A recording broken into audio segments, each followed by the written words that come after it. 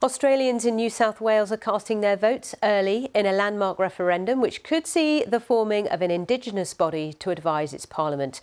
A yes vote will see Aboriginal and Torres Strait Island people included in the constitution for the first time, and the body, called the Voice, would give parliament non-binding advice. Supporters in favour of establishing the body include the country's Prime Minister Anthony Albanese, who says it will help introduce laws to address inequality. Critics, though, insist the body will be divisive and ineffectual, with recent polling suggesting Australians will reject the proposal. I talked this through with our correspondent based in Sydney, Phil Mercer. The official referendum vote is to be held on October the 14th, so in just over a week and a half, but voting is well and truly underway. All 6 Australian states and the 2 main territories have now opened early polling.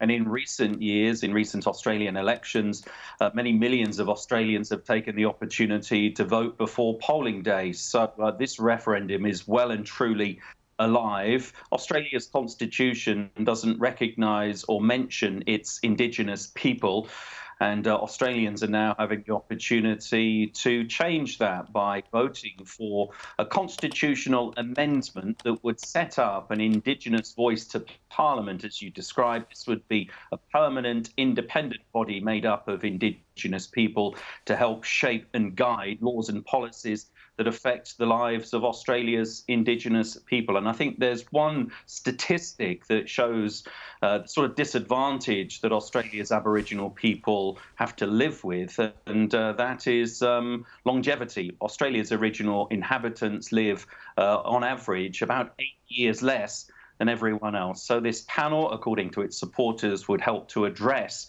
that sort of disadvantage. The Prime Minister has been very vocal about this, calling on all Australians to vote yes when the referendum does take place. Is there any sense of what the outcome might be? Do we know? Well, if you believe the opinion polls, it's not looking good for Anthony Albanese and the Yes campaign. Now, the results of these various opinion polls in recent months have fluctuated, but the trend that is emerging is a clear advantage for the No campaign. It is a broad church, including conservative opposition politicians who believe that the Voice would be an unnecessary layer of bureaucracy. They are complaining about a lack of detail. And other No campaigners say that the Voice, a permanent body enshrined in the Constitution, would presume that Aboriginal people will always be disadvantaged and will always need that sort of special help. So this is a very divisive campaign. Opinion polls are suggesting a victory for the no vote, but the real vote is underway in all Australian states and territories ahead of referendum day on the 14th of October. Phil Mercer there, who is in Sydney for us.